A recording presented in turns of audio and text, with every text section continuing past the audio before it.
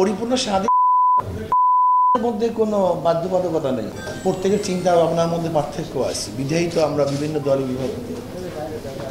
সবার চিন্তা ভাবনা দর্শন মত এক না।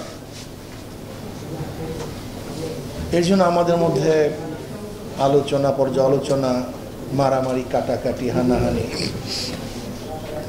বিভিন্ন ঘটনা প্রতিদিন ঘটবে। এটা এমন না যে বন্ধ হয়ে যাবে, প্রতিদিন ঘটতে থাকবে। স্বাধীনতা কি? সহযোগ অধীন। আসলে পরিপূর্ণ স্বাধীন কে? আমি কি পরিপূর্ণ স্বাধীন? পরিপূর্ণ স্বাধীন মধ্যে কোনো বাধ্যবাধকতা নেই, সে নিজের অধীনে। কিন্তু বাহিরে কোনো মানুষ কিন্তু পরিপূর্ণ স্বাধীন না। আপনাকে এখানে প্রসাবে ধরছে, আপনি কি পারবেন? কারণ আপনার বিবেকের কাছে আপনার পরাধীন, এই সমাজের কাছে এলাকার জন্য এই পরিস্থিতি আপনাকে পরাধীন করে ফেলছে, এখানে পারবেন না এটা। কিন্তু পারবে, সে স্বাধীন।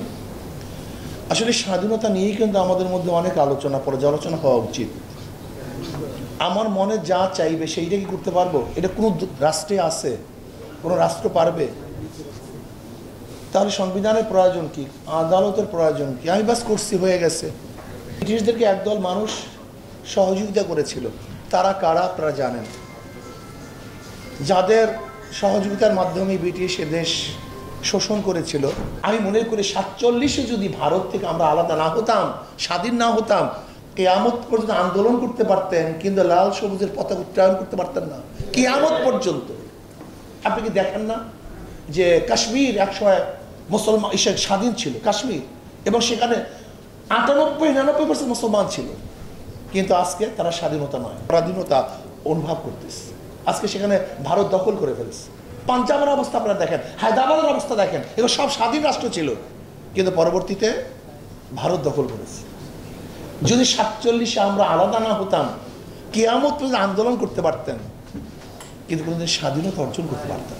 আজকে বৈশাখীর নামে কি হচ্ছে, কি করতেছে? আজকে বিভিন্ন আদর্শ নিয়ে আসছে। যাই হোক, আমি মনে করি যে আমাদের প্রত্যেকের মাথার মধ্যে রাখা দরকার, আমি একজন মুসলমান। 40-এ যে স্বাধীনতা পেয়েছিলাম এবং ব্রিটিশদের বিরুদ্ধে যে আন্দোলন করেছিলাম, একত্রে যে উদ্দেশ্যে আন্দোলন করেছিলাম, সাম্য মানবিক মর্যাদা এবং সামাজিক ন্যায় বিচার, এবং আমরা 2024-এ আন্দোলন করেছিলাম বৈষম্য বিরোধী আন্দোলন। যদি কোরআন ও সুন্নাহর আইন আমরা বাস্তবায়ন করতে পারি, তাহলে ইনশাআল্লাহ যুগে যুগের যে রক্ত এবং যে জীবন আমরা দিয়েছিলাম, সেটা ইনশাআল্লাহ অবশ্যই আমরা অর্জন করতে পারবো।